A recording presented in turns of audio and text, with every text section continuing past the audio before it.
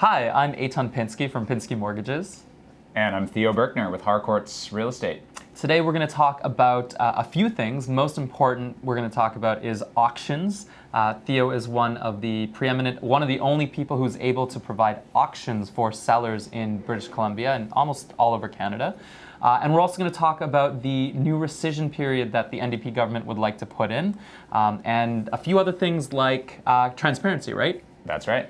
Awesome. Exactly. Before we talk about the auctions, Theo, I'd love to hear a little bit about the purchasing timeline or system that the BC government has stated they want to change. So last week, I think, the NDP government gave a throne speech and they said that they're going to change or look at making it a priority to change our system to have a rescission period or a cooling off period for people who buy homes.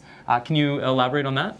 Absolutely. Yeah. So currently, in the real estate market today, there's something called the REDMA, the Real Estate Development Marketing Act, which applies to new pre-sale properties or homes being sold by a developer. And within that whole arena, there is a 7-day cooling off period where anyone who makes an offer subject to whatever, financing, inspection, or anything else like that, has the option at any time during that week after their offer is accepted to simply walk away from the property. With no consequences. No consequence, nothing at all. Due to the frothiness, the heat, the action in the market currently, and the way that buyers feel they're getting pushed into perhaps making risky offers, subject-free, unconditional, without being able to do their due diligence, the government is looking at instilling a 7-day rescission period, a cooling off period, for all sales of real estate. All sales. Resale as well. Now, there's lots of opinions about why or why not this is a good idea. So why would it be a good idea? Why does the government say that we should have a cooling off period for buyers? Yeah, so in many people's minds, there's an opportunity there to sort of check yourself and realize that, oh my goodness, I've totally overextended myself. This is going to be crazy. I'm not going to be able to commit to this and complete on it. It's going to be a disaster for myself. I've over leveraged myself and I just got excited and emotionally invested in this property, so I have to walk away. So I'd love to now switch a little bit and talk a little bit about you and what you guys do with your auctions. Yeah. That's really exciting because it's a different way of doing it. Exactly. How does it work? Explain a little bit about, somebody comes to you and they say, I want to use your auction platform. Yeah.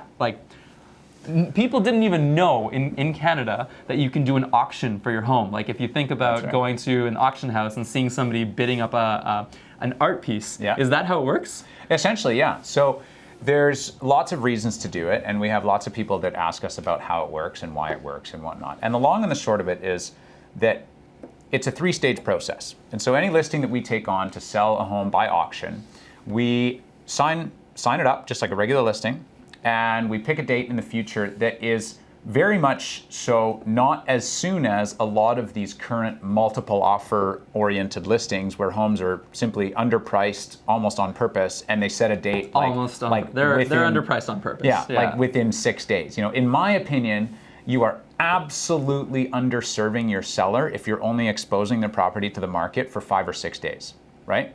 Because there's a really good chance that family of 4 for whom that house is the perfect home is away on vacation for a week or 10 days, and they're not getting a chance to see it nor purchase it. So in my opinion, the sweet spot of real estate product exposure to the market is 10 days to 2 weeks, because you know that you're gonna have 2 weekends to show it and lots of weekdays in between for people to do their due diligence and get their ducks in a row, get their financing sorted out, and not have that stress case scenario where they're freaking out. Likelihood is you're gonna get more buyers to the party, right? So, auction. How does it work? We capture the property just like you would for any high quality listing, great photos. We often do a pre-inspection report that we can provide to lenders and also potential buyers. They of course have the opportunity to do their own inspection should they desire to, but it's sort of a all cards on the table, full transparency. This is every disclosure we can possibly give you. Here it all is, right? Here's the package, okay? First of all, at any point in time prior to the auction, we welcome offers. We are open to bully offers. If the seller receives an offer they're excited about and they want to go with, that's their choice. They can say done and dusted, sold, And in our experience, that happens about 40% of the time. Wow, okay. Yeah. So lots of people sell their homes before auction. On auction day, we have registered bidders that are vetted by the seller prior to them having the chance to bid. So there's none of this, oh, it's noon o'clock, offers were due at 12, we don't really know who's coming to the party, we don't know what they're going to be offering, we have no idea what their terms are like. Everybody that wants to bid on the property has signed off the auction registration documents saying, we are good to bid, and Mr. or Mrs. Seller, we would like to bid with these subject conditions in our bid. And the seller has an opportunity to say, yes, that's fine with me, or I'd rather not you bid with those conditions. Interesting. Yeah. So each person in the bidding can have their own conditions, Yeah. but once you actually get to the auction, it doesn't matter about the conditions anymore, it's just the price. Well, exactly, because at that point the seller has elected to have, bidder 1 has no subjects. Yeah. Bidder 2 maybe has a subject to inspection because they only saw the house yesterday, but they know they're cash. Bidder 3 has a subject to financing, but we know they're good. Bidder 4 wasn't allowed to bid because the seller wasn't excited about them having a subject to sale to their mobile home in Agassiz. I see. So that's how it works. So it can, if for instance the winning bid was a subject to inspection, the inspection falls through, it can go back to the auction. It could go back to auction or just go back as a regular listing. But we would have had a great insight into what the market believes the home to be worth. At the end of the day, as a seller, we want certainty of timeline and certainty of price point. And I mean, value looks like different things to different people, right? Some sellers are going to want to know that they're selling their home for the highest number. Some people are going to be more concerned about the timeline on the back end and making sure that everything jives. And the beauty of this is, again, that you are absolutely, unequivocally vetting all of your potential buyers and bidders up front, so you know who's coming to the party.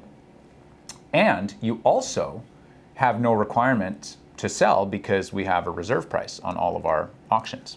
Awesome. And so, it's in our best interest and your best interest to secure you the highest price for your property, but you're under no obligation to let it go until we reach a price you're happy with. So only, and that would be set at the outset.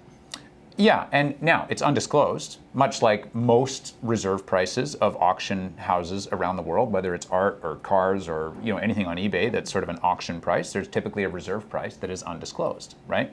Much like the sort of, call it the reserve price, or the seller's bottom line price in a typical real estate listing is undisclosed, right? Of course, they don't have to So take there's no anything. oddity about that. Yeah, exactly. That makes sense. And that brings us to the third part, or the third step or stage of the auction journey, is that, on occasion, we may reach auction day and then get bidding, but not reach reserve. And this, as a listing agent, is a wonderful tool to show the seller that they are probably the best buyer for their own home. As in, they're overly optimistic on the value of their home, and do they actually want to sell, or if they actually do want to sell, the time is now to adjust their expectation because the market has clearly spoken. That nobody's willing to go to their reserve price. Exactly. That and so at that point, we generally turn it around and we would relist it traditionally at what is often a very adjusted listing price from what the seller's expectations were coming into the process. And we find that it sells in short order after auction in a traditional manner. So let's go to the buyer's side. Yeah. Obviously, the buyers don't choose to go with an auction because it's the sellers who choose to. Yeah. What's in it for the buyers? Oh man, so much. Transparency, equity. You get this certainty that if you've been registered to bid, so first of all, you have a reasonable timeline within which to approach the home, understand if it's for you, and then you can go at it with an opportunity to value it how you see it making sense for you. Mm-hmm. There's a lot of homes out there today that we shop for based on our budget. In a true fundamental auction method, the price is zero. And buyers come to the home, some have a budget of $1 million, some have a budget of 1.4, some have a budget of 1.8. and they can set the value of the home that they want to bid to based on how it speaks to them, right? So right there you have a great level of kind of buyer engagement, and you get to value your own home. How is that different from just a normal? They would just normally just put in their certain lowest bid or highest bid. Yeah, it's true, but I think but I would argue that many people aren't even looking at certain homes listed at certain prices, right? There's a lot of people that are not necessarily looking at $1.2 million homes when their budget is 1.8, even though there might be a great house that's way cheaper. And similarly, there's people that aren't looking at $2 million homes if their budget's 1.6. So you're saying it opens up more homes to be viewed? Yeah, exactly. I see. Okay. So that's one aspect. But the other real important part of it for the buyers is, again, this opportunity to kind of either make upfront offers prior to the auction and an opportunity to sort of sneak in with a bully offer. And secondly, it's this true transparency of bids. Right now, obviously, the biggest challenge in real estate is that we're making offers in blind scenarios. We have no idea. The realtor comes back to us and they say, you just have to raise your bid a bit, and you raise it by 100,000, and the other person raises it by 4,000, and then you $96,000 more. Well, or you raise it by 5,000, and the other person raised it by 5,500 or 6,000. And you know in your heart of hearts, you would have happily paid $8,000 more. Yeah. And you can do that in a clear and present and transparent auction, right? So the fundamental benefit for buyers is the transparency and the knowledge that you are not the only one who wants to buy this home. So going back mechanically, if somebody says, and they actually win something at $2 million, it could have been listed on the MLS for 1.5. The issue that I see as a mortgage broker is that the client would have purchased that property. It's now subject free.